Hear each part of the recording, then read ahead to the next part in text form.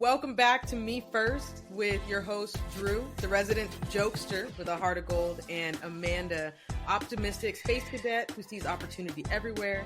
We dive deep into everything from navigating love and family to crushing your business goals, all with a heaping helping of conversation and good humor. So make sure you subscribe and join the Me First fam. New episodes drop 3 weeks out of every month on the second, third, and fourth Thursday. Want to know more about a specific topic? Let us know in the comments. Welcome back to Me First. I'm Amanda. So excited to have you here. I'm here with Drew today. And as always, I'm super excited about this topic. The topic that we're discussing today can be a little bit heavy, but it's a necessary topic and subject matter to talk through with yourself and to learn about and talk through with friends, family, and loved ones. So join us today as we talk about grief. Drew has put together a killer show for us today, so I'm gonna kick it over to you, Drew. Killer is a strong word, but we are gonna get it done. Grief is definitely an important topic. I think something that people struggle with, that people often don't want to talk about because it's heavy. Yeah. It's heavy. I've experienced quite a bit of it in my life, and I don't even think I really realized until maybe my late 30s and 40s how much it really impacts your life. If you really don't, I think, understand it, or recognize it. So I think today's topic is important, to kind of dig in, maybe give some people some understanding, help some folks if we can. Yeah, because I think, if anyone's anything like me, you might have a tendency to avoid your grief.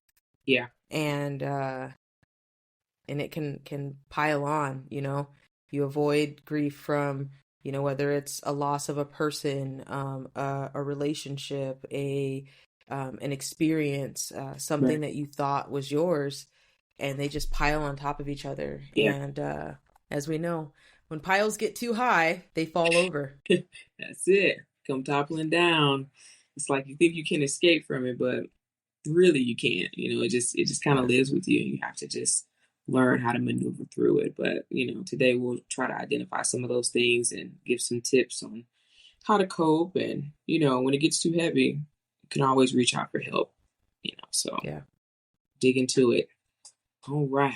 So I think one of the most important things I think for people is just to understand what grief is.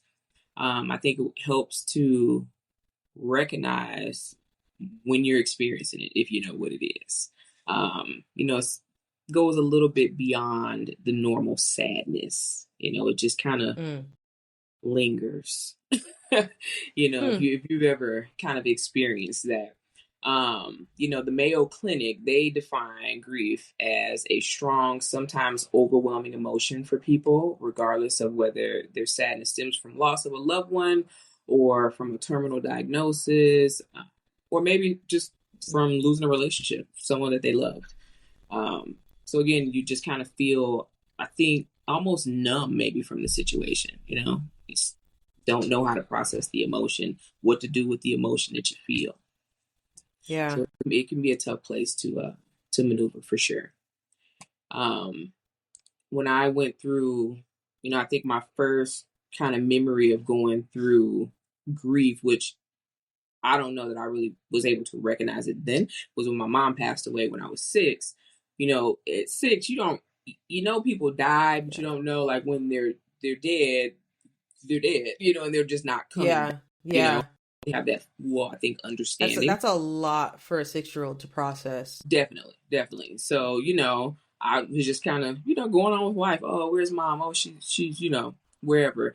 It's like, oh, okay, cool. And as I got older and, you start to understand, okay, this person's not coming back. And, you go through different milestones in your life, and, you see kids and they have their moms and they're doing these different things. And it's like, dang, you missing out. Now you understand. Yeah. This hurts. I don't have this person. I didn't get to experience this part of life. And I think for me, I went through probably all the stages, that they would define as grief, which would be, I think you go through a denial stage. It's not real, you know? Maybe they are Hmm. coming back. You know, maybe they just went on vacation, you know, and that would be Yeah, more what does this person know who's telling me that they're gone forever? Like, what do you exactly. know? Yeah, Yeah. exactly. So it's like, no, no, they'll be back, you know, or feeling angry. You know, I know in my teenage years, I definitely felt some anger, particularly, you know, when people were doing things with their parents and it's like, or their moms, and I'm like, all right, you know, cool. I don't have my mom, Yeah. can't celebrate those things. You know, you don't really understand, I guess, those dynamics, things like that, because I just didn't have that experience. You know, some people use bargaining. Some people go through deep depression, and then I think, you know, finally you have to get to a place of acceptance. Um, and you know, once you get to acceptance, the grief doesn't go away. You just kind of learn to live with it and maneuver through it. Um, Yeah. yeah, So so is grief like it's more than just missing the person or the thing or the experience or the relationship. It's it's missing everything that could have been also, absolutely. or like recognizing that, or coming to terms with, or the challenge of coming to terms with, you will not have everything that was to be. That's tough. Like And it that's happens a in lot. different areas. You know, we spoke about, you know, death, but it could be a career, you know, it could be Mm-hmm. anything, you know, relationships, people get divorced, you know. I know people who have gotten divorced 20 years ago and their grief is so heavy that they're still living in that space and they just cannot move forward for whatever reason. You know, they just haven't learned to Yeah. work through it. You know, it may not ever go away, but you have to learn how to maneuver through that so that you can continue on with your life. Otherwise, you're just kind of stuck in this dark place and you can't see outside of that situation that you feel like you missed out on. Yeah. Man, that made me think of, there was a time I thought I was going to be a chef forever, Mm-hmm. or I thought I was going to work in the restaurant industry forever.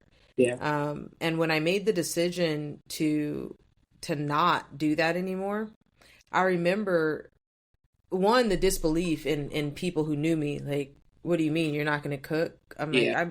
I can cook at home. I'm not going to cook for a Right. living.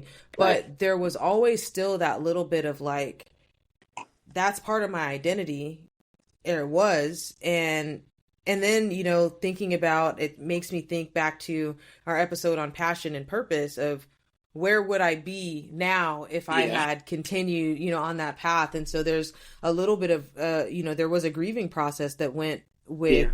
deciding to exit that industry. Yeah. Even though, towards my end in that industry, I was more so in the sales, leadership, management side of the business anyways. Yeah. But I was always still so close to, I would jump in the kitchen sometimes, or, when need be, or whatever it might Yeah. have you. So I never really thought of that experience as a grieving process, but I think it actually kind of was. I had to get to a place where I accepted that my path was no longer going Yeah. on that road. Absolutely. I totally agree. I shared with you about, you know, when I transitioned from, you know, my retail career, it was tough to sit Yeah. and not maneuver. And, you know, I was at this place for 15 years and it's like, what do I do now? I don't know Yeah. what Yeah. so long. And it was just tough to kind of see anything outside of that. And I thought for a long time about going back because I was just like, I don't know that I can do anything else. This is the path. But you know, eventually I was able to work through it. But you do have to go through that space of just saying, okay, I did it. I've made a decision to move forward. Let's grieve it, accept it, and move on. But it took me a minute to get there. It was tough. So I Yeah. definitely can relate to that type of transition for sure. Huh. Yeah. Yeah. That's interesting. I never thought of it that way. Yeah, I know. You think because I think people think that grief it relates to like relationships and death only, but Death. you Uh-huh. can grieve anything that you perceive to be a loss to you. You know, and some people grieve their cars. You know, you see some people they have these cars they put all this money into, and uh oh, Mm. did you have a car? Something happened. Oh man. My first car, powder blue, royal blue interior, 1986 Cadillac Seville slumpback. And that car was my everything. Yeah. It like I loved that car, and it was constantly needing work. You know, I bought it from like a junkyard on 40th Street and the university. He had it, you know, up there for sale, like he's selling it for like $900. I think I took my granddaddy. We got it for like $765, Nice. and I had that car for years, and I mean, to the point where it broke down, and I would have it towed if I moved like to somewhere else, and then I would, and then I, you know, we rebuilt the engine, me and my old friend Mario, and after I had Marcus, I had him. He was probably a couple months old, Yeah. and I went outside to go somewhere, and it wouldn't start, and I was just like, it was always something, and Hmm. it never had air conditioning, and in that moment, I just had this recognition of like, I have a baby. This can't be Right. my baby. Like it was a money pit is what it Right. was. Right. And This can't be my baby. so yeah, I was like, I have a baby now. This can't be my baby anymore. Right. And being the drastic person that I am, I called McIntyre Auto, different junkyard that's on the south side for years. If anybody's from the south side, Phoenix, you know Mac. If you don't know Mac, you're not from the south side. And so I called him, and because I would go up there to pull parts. And I remember one time I went up there and all I needed was a dipstick. And he was like, okay, give me a few minutes. He was like on a bunch of phones, and I went out and it was raining and I was wandering in the yard. I found a dipstick from an Eldorado, and I came back and I was like, how much for this? And he's like, did you go out there and pull that yourself, girl? And I was like, yeah. And he was like, you can have it. What the? And then like, you know, that's how. But I called him and told him to pick it up. I said, come pick it up. He said, how much do you want for it? I said, I don't want anything for it. Just come pick it up. I can't Really? have this. Yeah, Just I told him just come pick it up. Uh-huh. And then nice. I also I removed every Cadillac emblem and symbol, and I also cut the Cadillac symbols out of the leather. But that was, you know, not quite that healthy. But I did, but it was a grieving process when that car was gone, because I was like, that's my car, that was my baby. And so, sorry, we might have to cut that out, but I might edit that out. But that triggered something in me. I Like, see. You got mm, serious about that. You was like, I got to talk about this car. oh man, That's all good. We love a good story. Ah.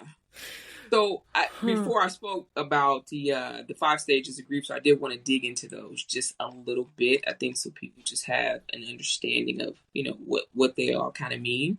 Um, when I went through my mom passed, I did a little bit of counseling, and this was one of the processes that you go through. You talk about these things and understand just kind of what each stage means. So when it comes up, you know, you can try to identify and just say, okay, this is where I'm at with this.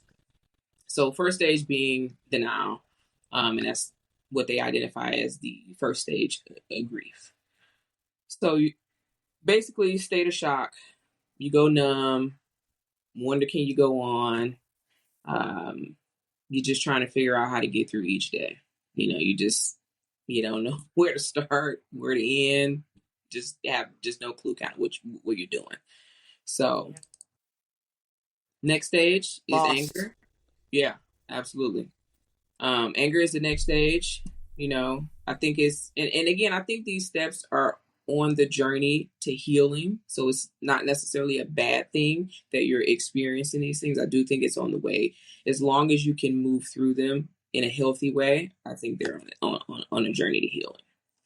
So anger, you know, you may, if you're spiritual, you may question God, you know, you may, you know, lash out at others, you may not want to engage. There could be a lot of things that kind of come with that anger phase. You know, when, you know, my mom passed, as I got older, I felt sometimes angry with her that she died. And so I had to work through that. So, you know, it could come in definitely many forms. The Yeah. next one is bargaining, which I thought was pretty interesting. A lot of it is spiritual based kind of. It's almost a bargaining with God. If you give me this back, I won't ever do XYZ again. Oh And yeah. it's like most times that's not going to work, but we understand why people do it. You kind of grasping at straws, but that is one of, the stages, particularly I think for people that sometimes feel guilty. I've done this, so if I can just correct this and make this right, maybe I can win on this side. Yeah. Yeah. Some of it, I think, also comes with the disbelief, Yeah, when for sure. I have a friend who passed unexpectedly in 2019, and I remember like being in complete disbelief, and then also kind of sitting with like, well, what if I do this, or what if I do that? Yeah. Particularly when, I was with her in the hospice, Mm-hmm. at the end, and I'm just like, I remember talking to her like, quit playing around, like this joke has actually gone a little too far. Right. I already talked to God said you can come back, and kind of that disbelief coupled with that bargaining of like, if there has to be something I can do to make this not be the reality that I'm living. For sure. So the next one is going to be depression. So depression, just feelings of being empty, kind of withdrawing. I think you're just kind of in a fog, just kind of on autopilot for some people. Some people just completely break down and can't function. And then you have your functioning people who are depressed, who get up and go to work and they, do a lot of things that people would commend, but deep down inside, they're just kind of lost. They don't know which direction they're going. Yeah. And so, depression is a tricky one, because I think some people have, and I think we're learning now that it doesn't always look like what we think it looks like. Some people, you may see them and they're just happy. They went to work yesterday and they bought a new car last week, and, and then, a couple weeks down the road, we hear something different. So I think we have to be careful, with depression for sure, because it can look a lot of ways. Yeah. I always think of Robin Williams. A lot of people have their different celebrities, that meant something to them. For me, Mrs. Doubtfire and Hook are two of my like all-time, favorite movies. And Robin Williams was just a spirit, he was, but ultimately he was not happy.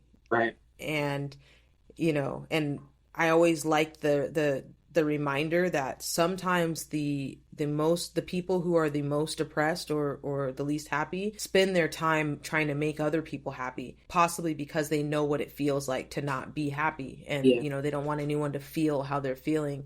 So there's that saying, or people be saying like, check on your strong friends, because they're not always as strong as you think they are. Yeah Absolutely. I definitely think that is a misconception people have, that because you wear it well. Sometimes with strong people, you wear it well. I'd rather just be to myself. And, some people wear it outwardly. The strong people, they kind of, take it in, and you just carry it and you just go on with your day, but it's like when it's too much, it's just too much, so I totally get it. Right. And then the next one is acceptance. And finally, this is just kind of the place where it may not be great, but it's all right. And, we gonna get through it. Maybe the outcome wasn't what you wanted. Maybe it's not what makes you overly happy, but it's okay. And we'll just get through it, and we grow from this place. So acceptance isn't everything's perfect now. No. Acceptance isn't everything's great now. It's it is what it is, or what it was, and I'm okay with that. Yeah, and I'm gonna be all right. So I'm gonna see the other side of this thing, and we're just gonna keep going. That's all that is. So I like that phase. It's a tough place to get to sometimes, depending on what the circumstances are.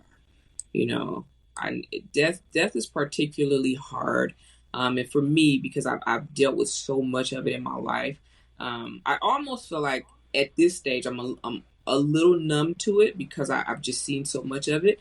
I don't Mm. find myself overly emotional when people pass away now. But, in my younger years, I don't even think I was overly emotional then, but the inside turmoil, I think, is what caused me the most grief.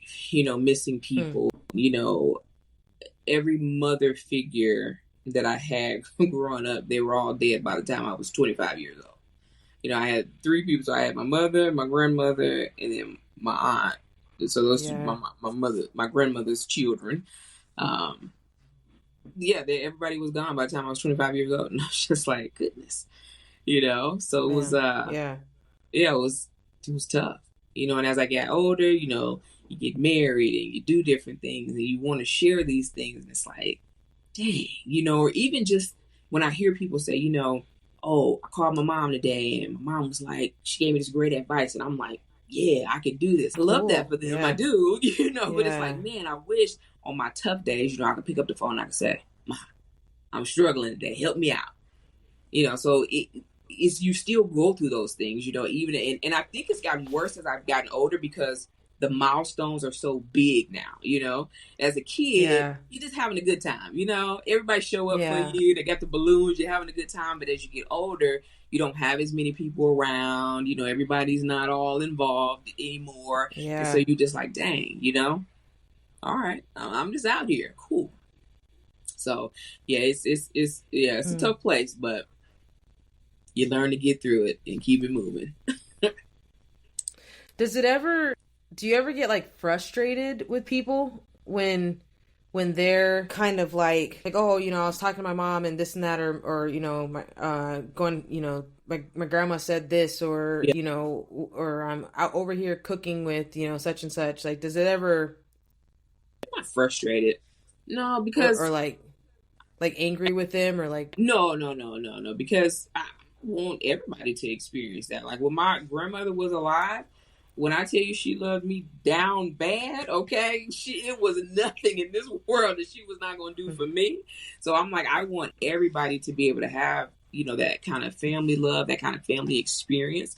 It just makes you remember that, that's just a loss that, you took. And yeah, I said that never mad that somebody else has that, happiness in their life. But so I yeah, think it deserves that for sure. But it's just a yeah, reminder. You see things and you're just like, oh, all right, I wish I had that, but it's all good. And then you just have to remember, I think, to put yourself in the mind frame that I have other things that I have to be grateful for that maybe, yeah, I just say, okay, I have this, I have that. I'm good. And I'm thankful, like, the people coming up that did raise me, they gave me the tools that I needed to be okay when they were gone. So I'm yeah, good. Yeah. Yeah. And so I just try to yeah. reflect. I'm good. That's awesome, and that's as a parent, I can definitely say that, you know, I think that's, as a parent, that is always one of our biggest fears. I don't care who the parent is. If you're a Mm, parent and you love your kids, you're constantly, whether overtly or covertly, thinking about, are they going to be okay when I'm not yeah. around? Yeah. Because anything could happen any day. You know that you're not going to be around forever, Right. and you want them to be okay. Yeah. Mentally, emotionally, physically good. Yeah. Yeah, definitely. Totally. Yeah, it was man. Yeah, I will have to have another show so I can tell you how my grandmother spoiled me to no end. It was bad. Yeah, I've gotten a few stories. You know what I mean? It was bad. And then when she died, I had moved my aunt. She reeled it in real fast. She said, "Listen up, She's like, hold up, wrap this thing it's up." not that's not life. Yeah, she said, "I'm gonna tell Just so you you right know. now." And I mean, one of the first things she said to me was, she said, "I'm gonna teach you everything you need to know to take care of yourself." She said, "Because I'm not gonna always be here." It was one of the first things she said to me when it came under her custody, and she did. And so, I am what I am today because she was like, "This is what it's got to be." I had Yeah, wash the dish. I was like, do what? My grandmother would never. What you want me to do with this? I mean, put my hands in that dirty water. Are you kidding me? I'm talking about my grandmother was gonna pay somebody to come clean my room. Like it, never.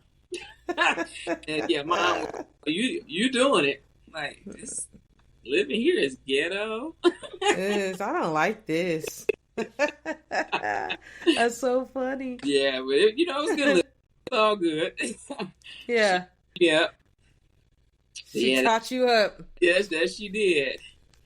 So that's that grief. It's the 5 stages, but it's definitely not a there's not a checklist to go down. It's not easy, I think, to tell people how to navigate grief, and I think sometimes people make that mistake of trying to tell people how to do it. You just gotta let people go through it in their own way because everybody's different. And what's heavy to me may not be heavy for you. We just different in that way. So you have to let people know they need to. Coping with grief is tough. Reaching out for help. I think having a village, having people and family, friends to support. If you don't have that available, I recommend people find a tribe if they can. If not, get professional help.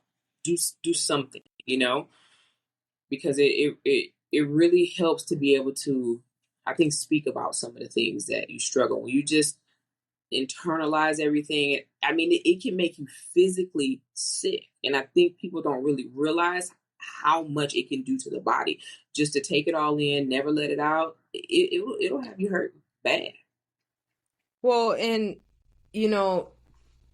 from my own personal experience, I can say that I historically am an internalizer. I, will try to deal with whatever is happening on my own. I'm a very private person. I, don't really talk about, my life or my relationships or whether they're romantic or otherwise, right? Yeah. And at some point, I think you get to a point, I know I did, where, like I was talking about earlier, it's, this on top of this, on top of this, on top of this, on top of this. It topples over. Yeah. And, if you aren't able to reach out to whoever or however you need to do it in a healthy way, you're going to do it in a very unhealthy way. Whether that's, self-medicating or isolating or both, which is not a good combo. Right. And that's all bad. And I can definitely say that, I remember when my granddaddy died, so like 3 months of sobriety under my belt. And I remember all I could think about was like, I need to get through this without drinking. Like that's really like all I could think about. And, when Alicia died, I was in just shock and disbelief for so much, but it was like, went to the funeral, cried at the funeral and, cried in the car, and then it was just kind of like, okay, I remember telling myself, like, you got to get it together. Like, you can't just break down, and then when my uncle passed last year, I think that was the first time where I actually like stopped, and like paused. I was like, yeah. And I know these are all deaths that I'm talking about, but eventually, if you have a bunch of grief that you haven't dealt with, eventually there's going to be an event that happens where you're going to be dealing with it all at one time. Mm-hmm. And that's hard and it's confusing and it's painful. You ever cry and it hurt, like you're stuck, like you feel it's like all, and you can't stop, you can't breathe, all that. And you're dealing with like everything at once. Yeah. So you got to learn how to get through those events individually because it's going to be a lot better. And not to say that there's an end, you know, like a beginning and end to grief, Right. but you can't just ignore it and push on. And I think Yeah. that was my MO, is just push forward, be the strong person, you know, but really I wasn't being strong. I was just hiding. Yeah, absolutely. I think a lot of us have that MO. I was that way for a long time. I'm just like, no, I got it. I'm good. Whatever. I don't care. Even with my dad, shout out to my dad. We're all good now. But for a long time, he wasn't a part of my life. And, I was like, whatever. I don't care. And when he reached out to me, umpteen years later, I was stuck for a second. I'm like, do I want to talk to this man?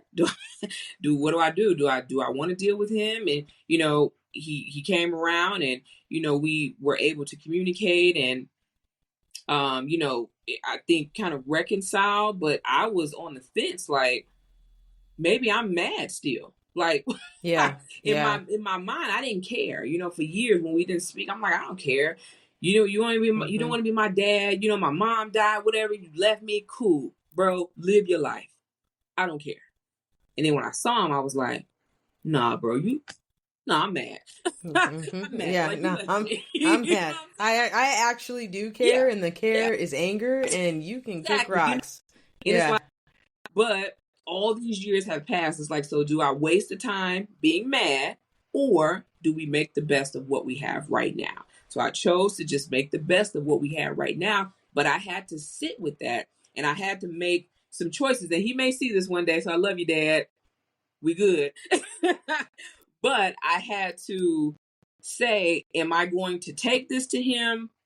Because there were some things I felt like I wanted to say. Like I wanted him to know how bad I hurt, how it made me feel when you weren't around, when I didn't have my mom. And I'm so thankful to the people that raised me, but I had a parent that was here, that helped bring me to this world, that checked out on me. And I'm like, that was a grief that I just ignored for years. And I didn't feel it until my late 30s. And it hit me hard. And, I went to visit him. And when I went to the house, love his house, love his life, love the family, okay? Love everybody. So I'm saying this because I don't want anybody to get the wrong impression. We are okay. But this is my truth. This is my life, how it happened. When I went there, I noticed my absence. There are no pictures. There's small pictures of me from when he saw me, maybe when I was like 18 or, 17. But, my brother and my sister, they have big pictures on the wall of their graduations just because they've had life with him. Yeah, but you can tell that my absence, you can feel it there. And I'm just like, and I had to sit in that for a second. I was just like, okay, do you bring this to the table, or are we moving on? And I don't even know if that's the right decision. Should it be something I say, or should something let it go? But I'm like, my goal is not to hurt him. It's not. So I'm just like, we move on. And then maybe that's not the healthiest way, but it's just what I'm going to do for right now. I just want us to make the best of it. But it definitely made me realize it was something that I had not processed for years. I just ignored it and let it go until I was faced with it. And that's often how it happens. Until it hits you right in the face, you just ignore it. Yeah. And then when it hits you, you're like, damn, what do I do with this? Yeah. It's tough because you're in the moment trying to, every decision affects your life, small or big, but you're in the moment trying to make the right decision, but also you're in the midst of all of these feelings. Yeah. And some of them are not recognizable. Like I don't have a label on that feeling. Right. I don't have a label on that feeling. And I, yesterday I was in a session and broke out a feelings wheel on my phone because, well, how do you feel about that? I'm like, well, I don't know. Like, is it sad, anger, anxiety? What is it? Is it disgust? Like, what is that feeling? And then when you can't label the feeling, I think it makes it harder to work through it because you don't know what you're working through. It's just, I feel not good about this. Right. It's like, okay, That's all I got. Your own self needs more than that, Right. to move through. And, similarly to you, but on a different vein, I've obviously everyone on some way, shape, or form has a biological father. My biological dad did not, he didn't raise me. I don't have a relationship with him. Yeah. But, his brother, my uncle, I had kind of started to build a relationship with him and was talking with him on a regular basis and this and this. And then one day we were talking about something and he defended my father's actions. He had a hard life, this and this. And like, not even realizing how angry I still was about the whole situation. Like, I haven't talked to him since. And it's been a few years now, but I told him, I said, I'm going to have to end this call. Like, I know that's your brother, but like, there's no excuse for, and it was, certain scenario. Yeah. But I haven't talked to him since and haven't been able to work through that anger. And, that's, something I got to deal with. But, but it was like one of those things where I honestly had thought like, I'm over it. Like, I'm over it. It's this guy doesn't exist to me anymore. I'm just kind of over it. You're cool. We chop it up. We've got some stuff in common. And then that one act was like, whoa, stop the tape. Yeah. No. Hold up. We actually can't be friends anymore. Sorry. No longer besties. And gotta go. Bye.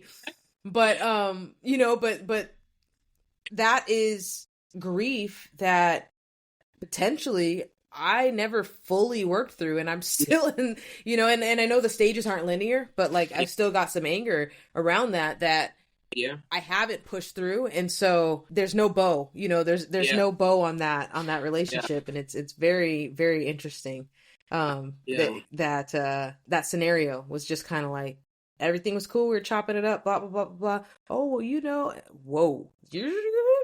Stop, record stops, and really back, bud. Done. But it's like, you don't up, right? Like, yeah, right. Like, you up. First you said, and then you said. Then you said, "Oh man, that is crazy, man." Yeah, this grief is a good one. It's good, but it's bad. It's a heavy topic. Yeah, it's a good one.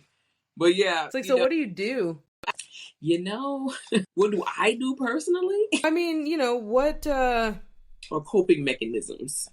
Yeah, like what are some coping mechanisms to get through the whole thing? One, like we were talking about, I definitely think having a tribe is key. Even if that's just a therapist. I think doing things that make you happy, meditation, journaling, you like to go to the gym, whatever just kind of brings you to that peaceful place. Journaling helps a lot for me because sometimes maybe it's a conversation that I need to have. Maybe I'm just not ready to give it to someone yet, but I still need to get it out. So journaling helps a lot for me. You can have that conversation with your journal. Yeah. If you're not ready to have it with the person. Yeah. Yeah. Or people. Yeah. Good call. Yep. It's perfect. And I think that, with your tribe, understanding the people that you can go to with things that you need to go to, because I don't think you can go to everybody with everything. It's just my personal belief. Yeah. Certain people for certain things. And I think the people that understand the story will give you what you need in the moment that you need it. Because sometimes, if I come and I'm crying and I'm boo-hooing about something, I probably don't need any advice. I probably just sit there and listen. Want to be heard. Yeah, just listen. And I think it's okay. We'll talk about this person in friendship breakups, but my previous friend, one of the things we did do with one another was when there was something, we would ask each other, do you want advice or do you just want me to listen? That's how we would start the conversation so that right up front what it is I'm looking for. Yeah. Okay, cool. And then you just need me to listen, and that's just what I'll do. I'll just sit there and I'll listen, and when we're done, then we'll move on or we'll hang up and the conversation's over. I think, having those kind of people and that kind of support, sometimes we find people that immediately want to help, and sometimes there just isn't a help or a fix in that moment. You just got to get it off Yeah. of you real quick. And if you're not ready for that help anyways, Mm-hmm. any trotting down that path is just gonna, Yeah. it's not gonna be well received No, or well utilized, not at all. Yeah. Yeah. It's just, and it almost makes you, especially when you're deep into a grief, it makes you feel like you don't understand, or you don't care what I'm going through, and that may not be the case, but that will be the perception. You just don't Yeah. understand. So it's just Yeah, because someone's trying to help, but it's like that's not the kind of help I need right now. right. And we have to be able to let people tell us what kind of help they need in that moment. We can't always be prescribing help to people. That's one thing my big sister Drea, she is really great at. Mm-hmm. And, and we're also really good about, I just need to vent. Like, that's how the call will start, right? Or I need your advice, or, I think we've gotten better over the years of telling each other like what it is that we're looking for out of the conversation before we go. But, but even so, if we can't always be prescribing what people need. We're not doctors. Absolutely. Yeah. You got to help people in the way that they need help. I see a lot of social media posts where people are just like, oh, I'm going to help so-and-so and I'm going to do this and I'm going to do that. I'm like, is that what they want? Do they need that? What makes you think that's the path? Yeah. I'm like, let them Have tell you talked to them? You're right. Do you even know so-and-so? Yeah, it's like you got to see what kind of help they want. But all right, do you, boo? But yeah, definitely, a tribe, because you want to avoid the unhealthy coping mechanism, which you touched on earlier. The isolation, the drinking, whatever else that could come with that. You don't venting to the wrong people. There you go. People who don't have your best interest. And that's why I said there, you can't tell your story to everyone. You have to really, I think, have that level of discernment to know who your people are. I think that's important in most parts of life, but definitely in a grief story. Yeah. So, do you feel like you have a good support system and tribe for when you're experiencing those feelings that you don't like? Because I know you're not a fan of feels. Yeah, I'm not a fan of feelings. I'm not a fan of sharing. Not a fan of opening up.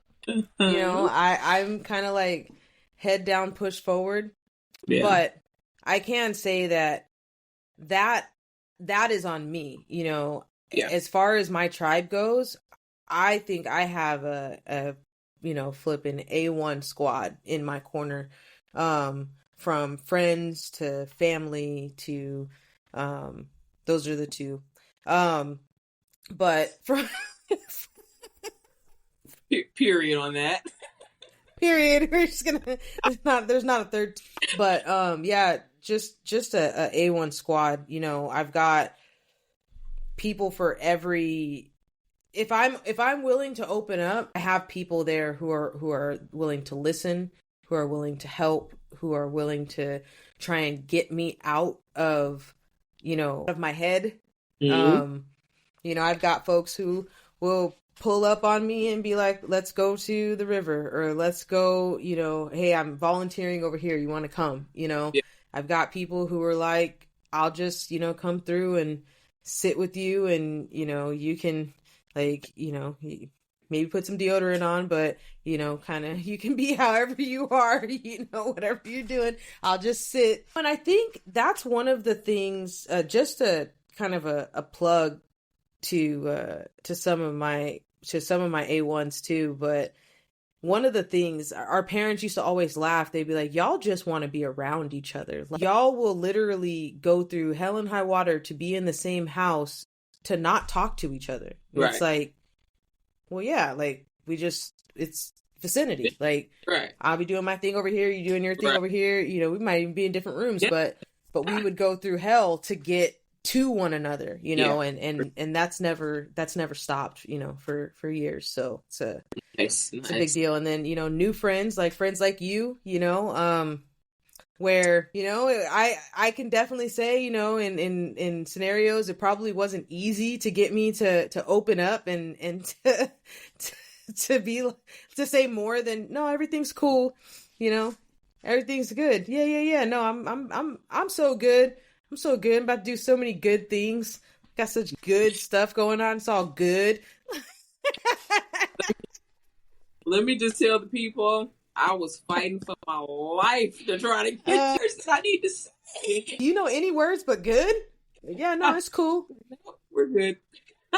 Everything's straight. It's straight. But you know, people who are willing to because, you know, friendship is work.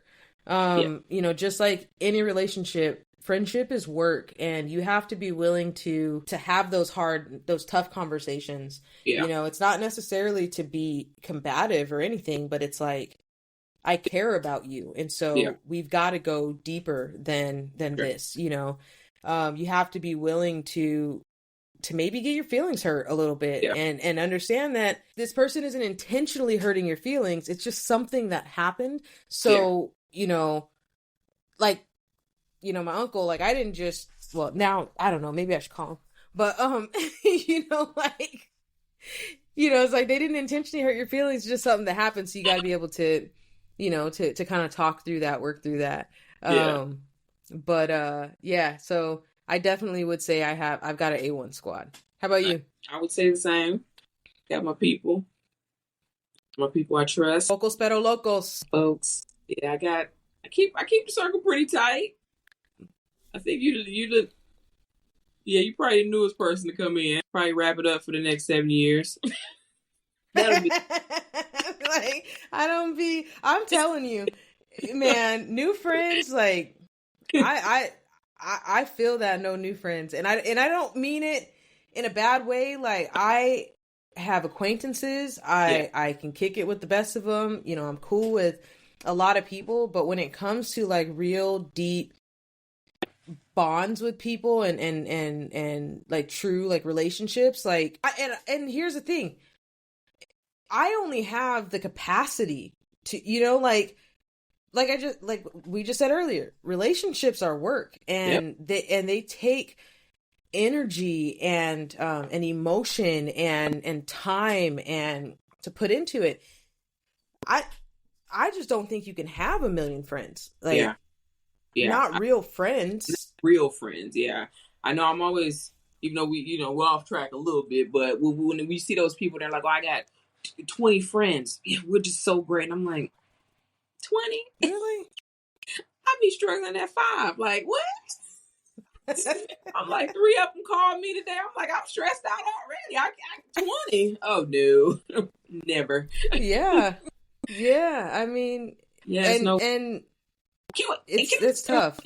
When you were talking about the friend group, you didn't shout out the friend that was willing to put on Daisy Dukes and hang signs for you. I didn't really. I don't know why you didn't. So y'all, I received an advertising support offer like no other recently. I have a friend who, y'all, you know, my friend is better than yours, because my friend offered to go calves out, thighs out on the street corner with flyers to help drum up some business for one of my businesses. And that's love. You know, that there ain't no other word around it. That's love. Drew, you're a real one. Calves out, thighs out. Daisy Dukes. Everything. Like it was going down. Stopping cars. Come on over. Get your house cleaned. Another Yeah. thing they'll probably be thinking we're doing a different kind of house Yeah, cleaning. that's true. That's true. It's all right. We just gonna get her done. Because you do get those people. Yeah. Those weirdos they call. Well, And be like, can I choose well, what they wear? What? all right, people. That's enough of the day That, story. That's really it. that's it. That's really it. So we are You gonna. brought it up. I did. You Why? you know I need scripting. I can't just be. No, we're gonna go with it. It's all good. We love that. All right. So as far as the grief, we talked about what is grief today. The 5 stages of grief, the coping mechanisms, healthy, unhealthy coping mechanisms. I think that we just talked about support a little bit. Just to touch base on that just a little bit, be present. Don't try and fix it. When people pass away, please avoid. They're in a better place. With child loss, at least you still have. Those things don't help people. Just don't say. No. Just let people know you're here for them if they need you, and just kind of leave it there. There is no. If you're unsure, go back to the toxic positivity episode and just kind of study that one. Also, when when you're going into a grief support scenario, because a lot of good advice over there. Very intentional about what you say to people when they're experiencing losses in some type of way.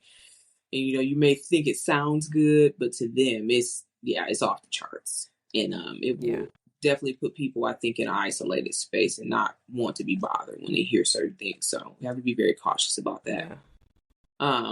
Maybe it would be helpful to share some of the things that are like a couple of validating sentences, because sometimes people really need their feelings to be validated, and like you said, they're in a better place, or at least you still have such and such, or this too shall pass. Like those things may feel to you like you're helping someone or supporting them in their grief, but really it's honestly dismissive. And instead saying something like, wow, that's hard, like I can't even imagine what you're going through. I'm here for you. If you want to talk, if you want to sit, if you want to, watch movies or stare at the moon, like whatever, saying something like that is validating the feelings that they've just shared with you, as opposed to almost brushing it off, almost like, I don't have time for this. Kind of like you got to move on. So are there any like other kind of validating, I would say those things, because for me, and I mean, everybody's experience is different, but even as I listen to people talk about grief and their experiences, I think you want to keep it short and sweet. I think those things are perfect. I'm here for you, basically, is the message that you want to give. Anything that kind of goes beyond that can really be misconstrued, in my opinion. You just, even, the I understands. Because if you never experienced whatever loss, you don't understand. If your mom didn't die, you don't understand what it feels like to not have your mom. You don't understand it. So just have to be very careful. So I think I'm here for you for whatever you need. And let it be. Yeah, and even if you have experienced a similar loss, like I can think about when my granddaddy passed, I didn't want to hear, oh, when I lost my right. You don't like care.